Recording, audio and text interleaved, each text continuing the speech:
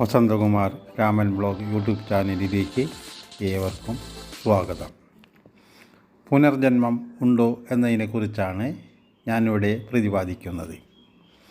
ഭാരതത്തിൽ ആകമാനമുള്ള വേദങ്ങളിലും പുരാണങ്ങളിലും പ്രതിപാദിക്കുന്ന അത്യപൂർവമായ ഒരു സിദ്ധാന്തമാണ് പുനർജന്മ സിദ്ധാന്തം.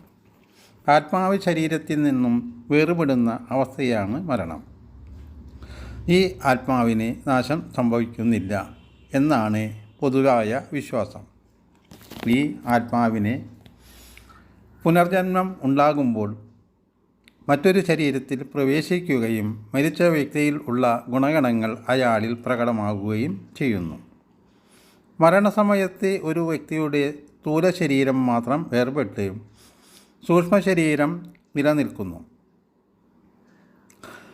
അതുകൊണ്ടാണ് ഈ സൂക്ഷ്മ ശരീരത്തിന് മരണസമയത്ത് എങ്ങനെ ആയിരുന്നുവോ വസ്ത്രധാരണവും മറ്റും ആ രീതിയിൽ അയാളെ ദർശിക്കാൻ സാധ്യമാകുന്നു.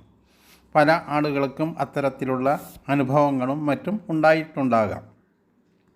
ചില ആളുകൾ അവിടെ കണ്ടു ഇവിടെ കണ്ടു എന്നൊക്കെ പറയുന്നത് അതുകൊണ്ടാണ്. മരണസമയത്ത് ഏതിനോടാണോ താല്പര്യം മുന്നിട്ട് നിൽക്കുന്നത് അതിനെ പിന്തുടർന്നായിരിക്കും അടുത്ത ജന്മം കിട്ടുന്നത്. ജനിക്കുന്ന ഒരു ശിശുവിന് പൂർവ്വജന്മസ്മരണ ഉണ്ടായിരിക്കും എന്ന് ചിലർ വിശ്വസിക്കുന്നു. അതുകൊണ്ടാണ് പൂർവ്വജന്മത്തിലെ കാര്യങ്ങൾ ഓർമ്മിച്ച് ശിശുക്കൾ ഉറക്കത്തിൽ ചിരിക്കുന്നത്. നമുക്കെല്ലാവർക്കും ഓരോ ഇഷ്ടാനിഷ്ടങ്ങളും ജന്മവാസനകളും കാണപ്പെടുന്നു. എല്ലാ വ്യക്തികളിലും ബോധമനസ്സെന്നും അബോധമനസ്സെന്നും രണ്ട് തരം മനസ്സാണുള്ളത്.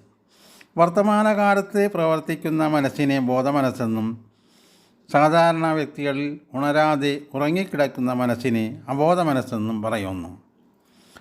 തപസ്സിലൂടെയും സാധനകളിലൂടെയും സിദ്ധി കൈവരിച്ചിട്ടുള്ളവരിൽ തങ്ങളുടെ പൂർവ്വജന്മങ്ങളെക്കുറിച്ചുള്ള ചിന്തകൾ ഓർമ്മിക്കുന്നതിന് സാധിക്കും.